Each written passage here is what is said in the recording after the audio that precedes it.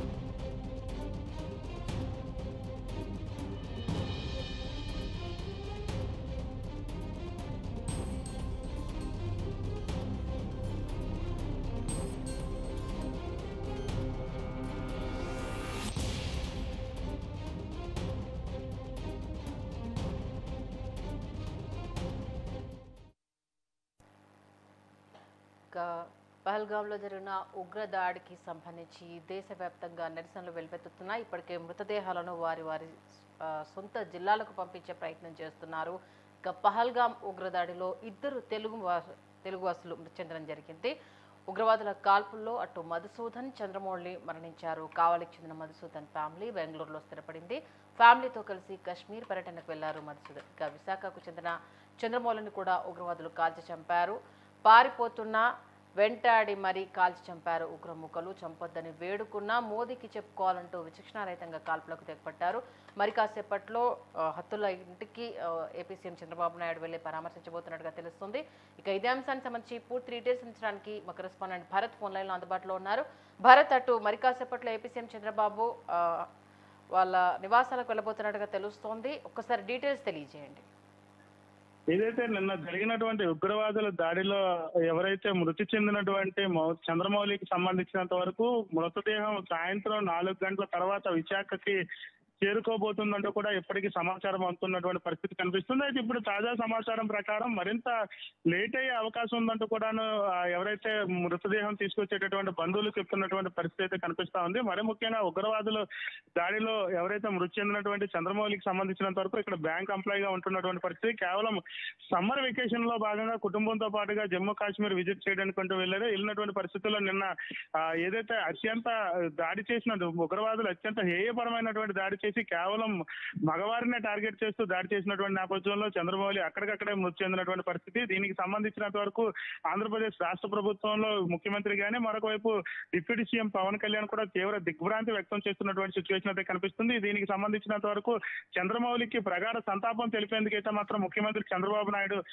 ఎక్కడైతే విశాఖ ఎయిర్పోర్ట్ కి చేరుకొని అక్కడ అందిస్తారో, లేకపోతే ఆ కుటుంబానికి పరామర్శించి కుటుంబానికి సానుభూతి తెలిపితే వాళ్ళకి ఇంకా ఎవరైతే మృతి చెందినటువంటి మృతులు కుటుంబానికి సంబంధించినంత వరకు ప్రగాఢ సంతాపం తెలిపేటటువంటి పరిస్థితి కనిపిస్తా ఉంది. అయితే దీనికి సంబంధించినంత వరకు కూడా చంద్రబాబు నాయుడు విశాఖ పర్యటన ఖరారైనప్పటికీ కూడా ఎన్ని గంటలకు వస్తారు, ఎక్కడి నుంచి అంటే ఆ ఎయిర్పోర్ట్ లోనే ప్రగాఢ సంతాపం ప్రకటించి అక్కడి నుంచి వెనుతిరిగి వెళ్ళిపోతారా, లేదా కుటుంబాన్ని పరామర్శించి వాళ్ళకి ఇంకా ధైర్యం చెప్పే అవకాశం ఉండబోతుంది అనే దానిపై అయితే మాత్రం పూర్తి క్లారిటీ రానప్పటికీ కూడా ఉగ్రవాదుల చేతుల్లో ఏదైతే మృతి చెందినటువంటి చంద్రమౌళి కుటుంబాన్ని అయితే పరామర్శిస్తారా లేదా అనేది పూర్తి వివరాలు తెలియాల్సి ఉంది. దీనికి సంబంధించినంత వరకు ఇప్పటికే ఎయిర్పోర్ట్ లో అన్ని ఏర్పాట్లను కూడా రాష్ట్ర ప్రభుత్వం పూర్తి చేసింది. రాష్ట్ర ప్రభుత్వం ఈ దాడిని అయితే పూర్తిగా ఖండించింది. మరొక వైపు ప్రతిపక్షాలు కానీ అటువైపు మరో ప్రతిపక్షాల వామపక్ష పార్టీలు కూడా పూర్తిగా ఉగ్రవాదుల దాడిని అయితే పూర్తిగా ఖండిస్తున్నటువంటి పరిస్థితి కనిపిస్తుంది. అమాయకులైనటువంటి ప్రజలపైన ఇటువంటి దాడి చేయడంపై అయితే మాత్రం తీవ్ర హేయ చర్యగా భావిస్తున్నటువంటి పరిస్థితి కనిపిస్తుందంటూ కూడా మరొక వైపు ప్రతిపక్షాలు కూడా తీవ్ర స్థాయిలో మండిపడుతున్నటువంటి పరిస్థితి చూడొచ్చు. అయితే మరీ ముఖ్యంగా ఏదైతే చంద్రమౌళికి సంబంధించినంత వరకు ఆ బాడీ అయితే మాత్రం సాయంత్రం 4 గంటల తర్వాత విశాఖ ఎయిర్పోర్ట్ చేరుకుంటుంది. ఇక్కడ నుంచి ర్యాలీగా తమ నివాసానికి తీసుకెళ్తామంటూ కుటుంబీకులు చెప్తున్నప్పటికీ కూడా రాష్ట్ర ప్రభుత్వ లాంఛనాలతో చేసేటటువంటి ఏదైతే ఖననం చేసేటటువంటి పరిస్థితి ఉన్నటువంటి నేపథ్యంలో దీనికి సంబంధించినంత వరకు కూడా ఏర్పాట్లు ఏ స్థాయిలో జరుగుతున్నాయి అనే దానిపై కూడా పూర్తి వివరాలు తెలియాల్సినప్పటికీ కూడా ముఖ్యమంత్రి చంద్రబాబు పర్యటన ఉన్నటువంటి నేపథ్యంలో చంద్రబాబు నాయుడు కేవలం మృతి చెందినటువంటి చంద్రమౌళిని కుటుంబానికి ప్రగాఢ సంతాపం తెలిపేందుకు వస్తున్నటువంటి నేపథ్యంలో ఎన్ని గంటలకు వస్తుంది మృతదేహం అనే దానిపై అయితే మాత్రం పూర్తి క్లారిటీ రానప్పటికీ సాయంత్రం 4:30-5 ప్రాంతాల్లో విశాఖ చేరుకుంటుందంటూ కూడా సమాచారం అందుతున్నటువంటి పరిస్థితి అయితే కనిపిస్తా ఉంది. దీనికి సంబంధించినంత వరకు కూడా పూర్తి ఏర్పాట్లు ఇప్పటికే అధికారులు చేస్తున్నటువంటి సిచ్యువేషన్ అయితే విశాఖ ఎయిర్పోర్ట్ లో కనిపిస్తున్నటువంటి పరిస్థితి. మరొక వైపు చంద్రమౌళికి సంబంధించిన కుటుంబీకులు అందరూ కూడా తీవ్ర శోకసంద్రంలో మునిగిపోయినటువంటి పరిస్థితి. గత రాత్రి కూడాను ఎంతో హ్యాపీగా కుటుంబంతో గడుపుతూ ఫోన్ లో మాట్లాడినటువంటి పరిస్థితుల్లో ఒక్కసారిగా ఈ ఘటనతో అయితే మాత్రం ఉలికి పడిందని చెప్పుకోవచ్చు. విశాఖ వాసులు కూడా తీవ్ర స్థాయిలో దీనిపై అయితే మాత్రం దిగ్భ్రాంతికి లోనైనటువంటి పరిస్థితి అయితే కనిపిస్తా ఉంది. ఇటువంటి ఘటనలు జరగడంపై అయితే మాత్రం పూర్తి స్థాయిలో స్థానికంగా ఉన్నటువంటి ప్రజలందరూ కూడా భయాందోళనకు గురయ్యేటటువంటి పరిస్థితి కనిపిస్తా ఉందని చెప్పుకోవచ్చు. దీనికి సంబంధించినంత వరకు కూడా ఏదైతే జిల్లా యంత్రాంగం ఇప్పటికే ప్రభుత్వ లాంఛనాలతో కార్యక్రమం చేసేందుకు ఏర్పాట్లు చేసినటువంటి పరిస్థితుల్లో చంద్రబాబు నాయుడు ఆ మృతదేహానికి వచ్చినటువంటి పరిస్థితుల్లో ప్రగాఢ సంతాపం తెలిపేటటువంటి పరిస్థితి కనిపిస్తా ఉంది. Okay, thank you Bharat.